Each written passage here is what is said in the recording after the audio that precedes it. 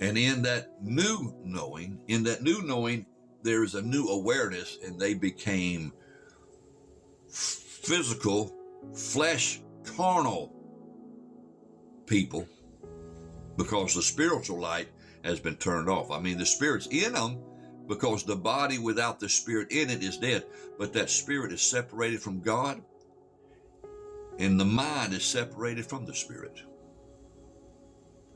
To where spiritual things, as time went on, they became totally ignorant of. Didn't even know spiritual things existed. The lost memory of God, the one true God. The lost memory of the beautiful Garden of Eden. I mean, the whole, the curse that was the side effect of Adam and Eve's sin. It just disfigured everything. Even today, everything is not in its original glory, its original purpose, its original intent. There's curse mixed with everything, even the beautiful flowers. And as beautiful as they are, they're mixed with curse. Now imagine what the earth was like when there was no curse mixed. Only the blessing of the Lord, like it is in heaven. There's not one microspeck of curse in heaven, nor decay. There's no moaning and groaning in anything in heaven, looking forward to the day of its liberation from its bondage to the curse. It is as curse-free as God is. But earth, whom God gave the controls to, the keys to the kingdom to, Adam and Eve, they chose the wrong sin. They committed transgression of law.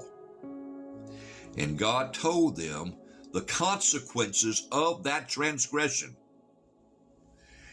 And it was not just, 6 months in prison and 6 months in some kind of,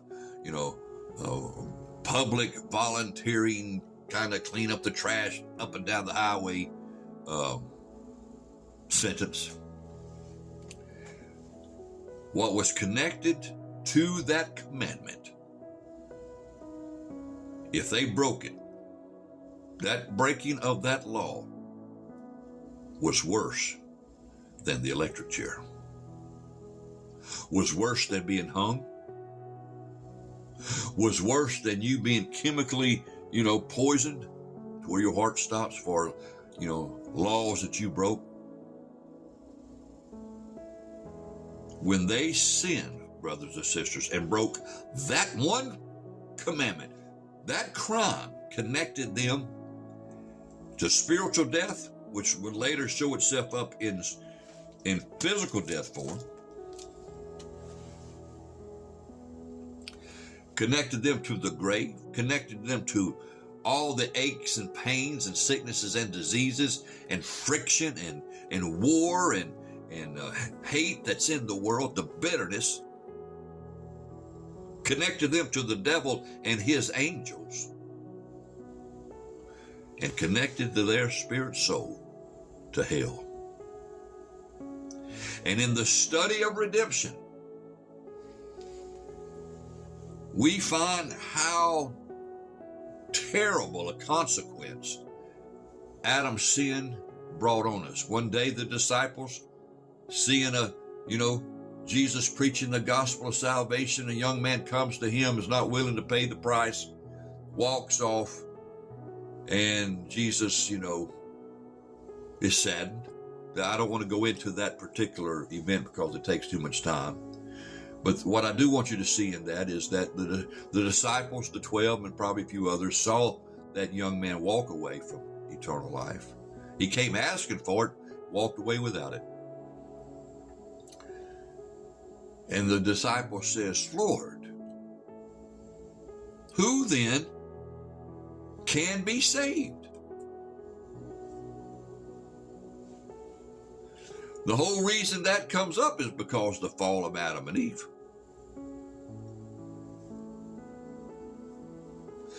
And the one they're asking the question to was their creator, inside human form, and what he said, listen to its tragedy. Lord, who then can be saved? He said, no matter what humanity does, it's impossible.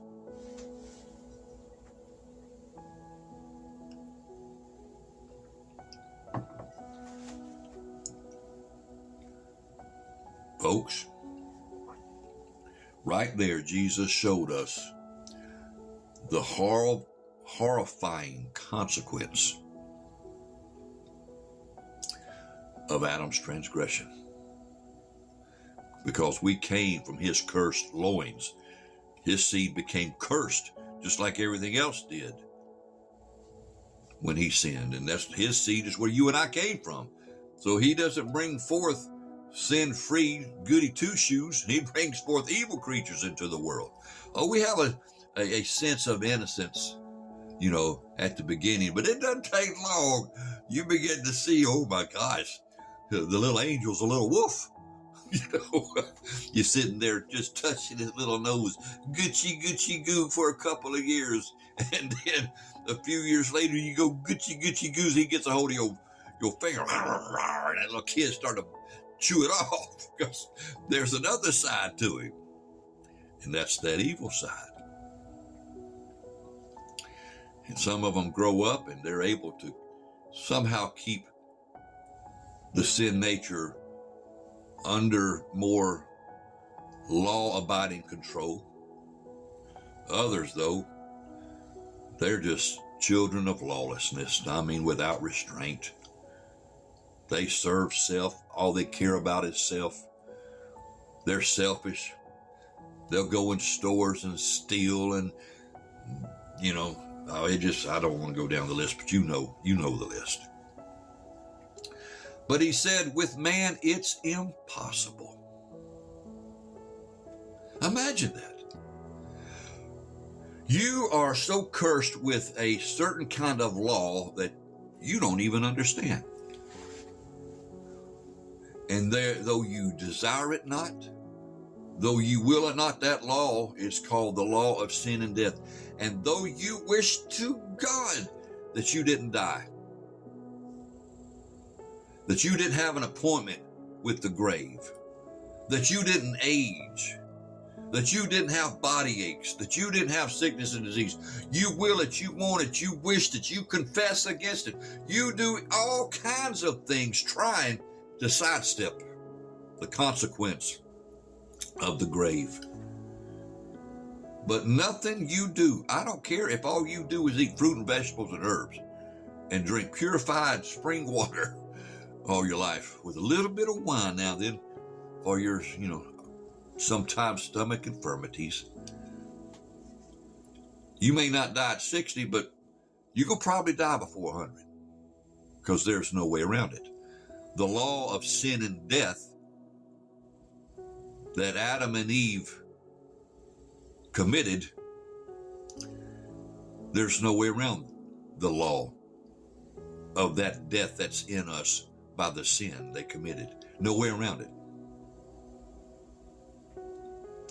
So when heaven's looking at Adam and Eve and they know, oh my gosh, the consequence of their crime, the punishment for their transgression is even unto hell. And they know that's worse than any electric chair. That's worse than any hanging. That's worse than any chemical put in your body that makes you go to sleep and causes your heart to stop. Because hell is souls, is spirits that don't cease to exist, but live in torment forever because Satan deceived them to become connected to the judgment God has poured upon him. And there's coming a day, there's coming a time when Satan shall be destroyed. We'll continue the next video.